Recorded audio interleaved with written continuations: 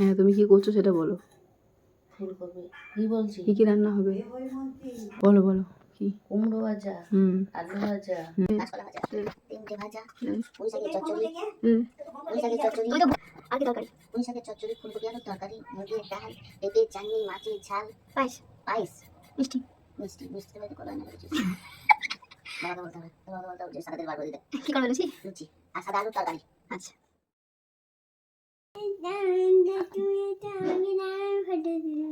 না, আমি ফটো তুলে নিচ্ছি। নেও নেও, তুমি তোমারটা খাও, আমি আমারটা খাও।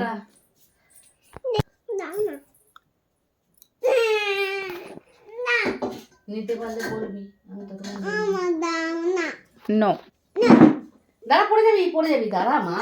তো খানিকটা এইরকমভাবেই শুরু হয়েছিল আমার জন্মদিনের সকালবেলাটা, লুচি আর সাদা আলু চচ্চড়ির সাথে। আর আমি পুরো ধুমতানা করে খাবারটা খুব এনজয় করে করে খাচ্ছিলাম সেই দিন। ব্যাপারটা এমন করে বললাম যেন জন্মদিনটা ছিল গতকাল বা পরশু। ঠিক তেমনটা কিন্তু নয়। জন্মদিনটা ছিল 9th of October 2025। আমার এতই সময়ের অভাব যে সেই ভিডিওটা আমি আজ এডিট করতে বসেছি। সকালবেলা উঠে লুচি টুচি সাঁটিয়ে আমি ভাবলাম যে যত আমার শাড়ি আছে, বেনারসি আছে বা যা যা ভালো ভালো শাড়িগুলো আছে সেগুলো একবার রোদে দিই। এরপরে স্নান টান করে একটা মায়ের পছন্দের শাড়ি পরে একটু সেজে গুজে ঠাকুরের কাছে গিয়ে ঠাকুর প্রণাম করে আমাদের একদম পাড়ারই একটা পুচকিকে বললাম কয়েকটা ছবি আর কয়েকটা ভিডিও ক্লিপের জন্য। ও ছবি আর ভিডিও নিশ্চয়ই খুব সুন্দর তুলে দিয়েছিল, কিন্তু ও নিজে একদমই ক্যামেরার সামনে আসার জন্য প্রস্তুত ছিল না বা পছন্দও করছিল না। তো যাই হোক, সেটার পর আমি চুপচাপ বাড়ি চলে এলাম সমস্ত কেক টেক দিয়ে। তারপর বাড়ি এসেই বসে পড়লাম লাঞ্চে। খাওয়াচ্ছি এবার কুমড়ো ভাজা। দেখি দেখি, এই নাও নাও নাও নাও।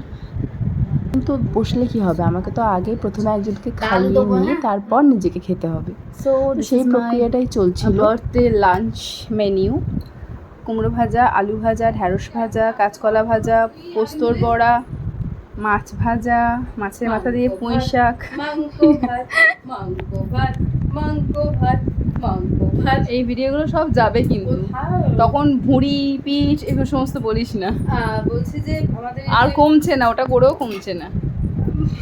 নিঃশ্বাস বন্ধ করে ফেল, বল।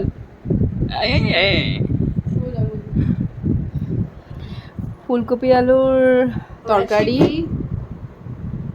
মুগের ডাল, মাছের ঝাল, পেঁপের চাটনি, পায়েস।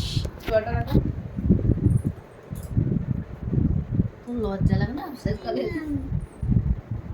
আর যাদের জন্মদিন তাদের কাছ থেকে হাসি কথা, মজা কথা। আমাদের বাড়ির একটা বিশেষত্ব আছে। কি ভাবলেন জন্মদিনে পায়েসের কথা বলছি? না না, আমরা বাড়িতে যে যেখানেই যেরকম যাই কথা বলি না কেন, সেটা হতে পারে কোনো কারোর সাথে ওভার দ্য ফোন, কারোর অফিসিয়াল কথা চলছে, কেউ কোনো গান বাজনা নাচ নাটক করছে, বা কেউ সাধারণ কোনো কথা বলছে, ব্যাকগ্রাউন্ডে না কাকিমণির কথা বলা, কাকিমণির গলার স্বর সব সময় শুনতে পাওয়া যায়। কাকিমণি এক্ষেত্রেও বলছিল যে তোর লজ্জা লাগে না, তুই এত দেরি করে স্কুল থেকে ফিরলি? যাই হোক, আমি তো ভীষণ আনন্দ করে সমস্ত খাবারটা সাঁটিয়েছি দুপুরবেলা। এরপর বোনের উদ্যোগে একটা সুন্দর কেক সন্ধেবেলা আমি পেয়েছিলাম। তো সেটা আমি কাটার আগেই যথারীতি যার হাতে ছুরি ছিল সেই প্রায় কেটে ফেলছিল বা গোলাপ ফুলগুলো খেয়ে নেওয়ার চেষ্টা করছিল। তো সেসবের পর কেক কাটাকাটি হয়েছে, যা খাওয়ার সমস্ত খাওয়া হয়েছে। এরপর ডিনারের পর আমি সারাদিন ধরে পড়ে থাকা চোখের কাজলটা তুলে শুয়ে পড়েছিলাম। বাই।